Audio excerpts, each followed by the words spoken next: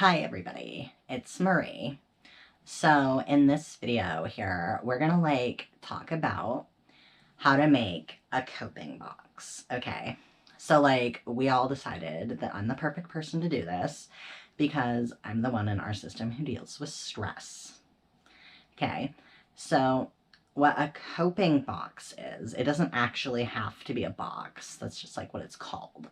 It can be a box, it can be a bag, it can be a purse, it can be whatever you need. Okay, whatever is going to work for you. Okay, so what you do is you fill it with things that are calming, that help you feel good about yourself, that help bring you back out of that past badness and into the present. Now, this can be really anything, as long as it's not bad for you or unhealthy or whatever. So you can use strong smells, for instance, to bring you out of a flashback or a really bad memory or something like that. You could use an extract or an essential oil, or for us, we have massage oils. Now, they both have a very strong scent and they both have different scents. One of them is specifically made for anti-stress and the other one is made for calming. So either way, they're both helpful. And we don't keep them in an actual box exactly. We just keep them in our room so that we can easily get a hold of them. But if we're out and we don't have the massage oils with us, we'll use things like mints or a chapstick that smells like mint or something really strong like that. We've even used cough drops a couple of times. Just anything really that you can carry that will help you to come out of that and be back in the present. And this can be smells, like we just said, or it can be something you can touch, something soft or, something rough, as long as it's not gonna hurt you. Something with a different, interesting texture that can help remind you of where you are. In our room, we have little soft stuffed toys, like this guy here. And this toy is very soft. It's got an interesting texture. It's a little different feeling.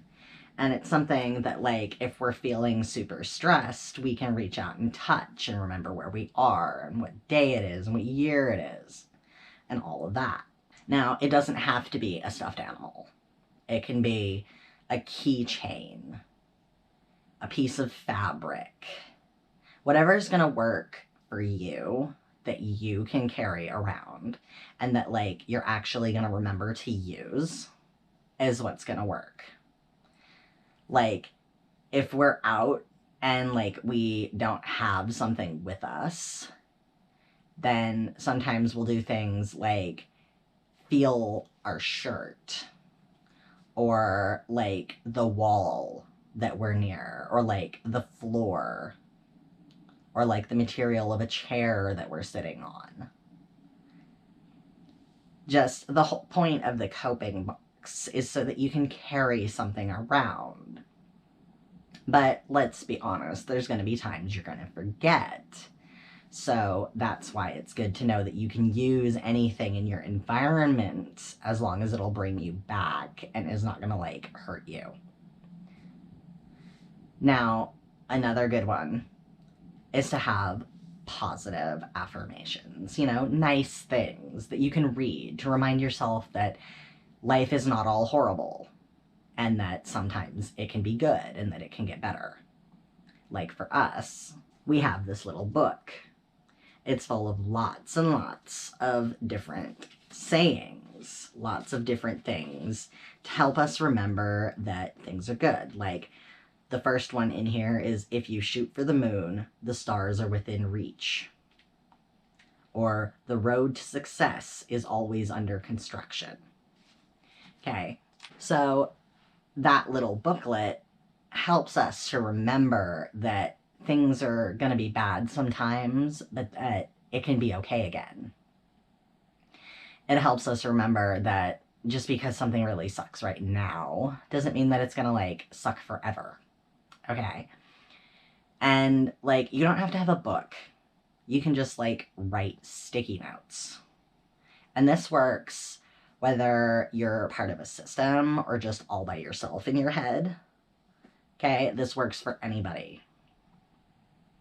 Pick sayings that work for you. Okay, things that are gonna make you feel better. Now, like, don't use like stuff that's gonna like be negative and hurt you. It needs to be stuff that's gonna make you feel better, not worse. So, like, you know, your favorite quote that helps remind you that it doesn't always suck. Or, like, a nice card that a friend sent you that really made you feel better. Something like that would be a good thing to carry around in your coping box or whatever it is you use instead of a box. Now, like, a coping box, all that's important about it is that whatever's in it is going to work for you. And if you're part of a system, you're going to want to have things that'll work for as many people in your system as you possibly can have. Like, for some people, certain things just aren't always going to be the best fit, you know? So you want to have a variety of different kinds of things that will work. And like, it can be really anything. A roll of stickers, some crayons, whatever it is that'll work to make you or whoever is out feel better. Okay? And there is nothing wrong with needing a coping box or a set of coping tools. Okay? Everybody needs to be able to cope. It is not bad. There's nothing wrong. And like, if anybody has anything rude to say about it, well, then they can just go away. Okay? Because they are not worth your time. Anybody who would ever like try to be rude to you for trying to cope is just like a jerk, and they need to just go away. Okay? So don't listen to those people. Okay? Do what you need to do to cope that makes you feel better and doesn't hurt you or anybody else. Okay? And like, other things that you can keep in a coping box or other coping kit of whatever type. Phone numbers, like, say you need a crisis line or something, you know, like, you've got like something going on and you need to talk to somebody who's going to know how to deal with that. You can keep all of the numbers for all of the crisis lines you might ever need. You can keep a number for like a friend that you can call in an emergency, because like, sometimes when you're panicked, you can't think to dial something on the phone. Or like, you can keep like a contact card for like your therapist or whatever. Just somebody you can talk to who can help you. That's always good. Some other good things to have are like jewelry, if you wear jewelry. Something that you can carry around easily, that can be a reminder of where you are. And like, if you don't wear jewelry, then it can be like a watch or a pin. Whatever's gonna work for you, use it. Okay? And the last one that you can do that is like totes super helpful, at least for me, is to like keep a list of like different coping skills that you've learned, like taking a deep breath, going and getting a drink of water, taking a walk, whatever coping skills you've learned, write them down. Keep them with you on a little 3x5 note card or whatever you can carry around with you. And then when you need them, you'll remember them because they're right there. They're written down. So even if you're panicking and you're freaked out, all of the information is right there. And make sure, like, if you've got littles who can't read, pictures. Okay? Have pictures and, like, teach them how to use the coping box. If you can, like, communicate with them internally, then, like, tell them. If you can't, like, send, like, a voicemail to your phone or something.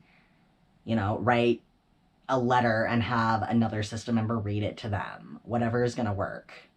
Just, like, make sure as many people as you possibly can get a hold of in your system know how to use the coping stuff. Because it will make all of your lives way super easier than it would be if you didn't. Okay, so that's pretty much it, guys. I hope you all, like, liked this video and whatever. And like Kit always says, you know, like, subscribe, hit the notification bell, all of that. So, bye guys. Have a nice one.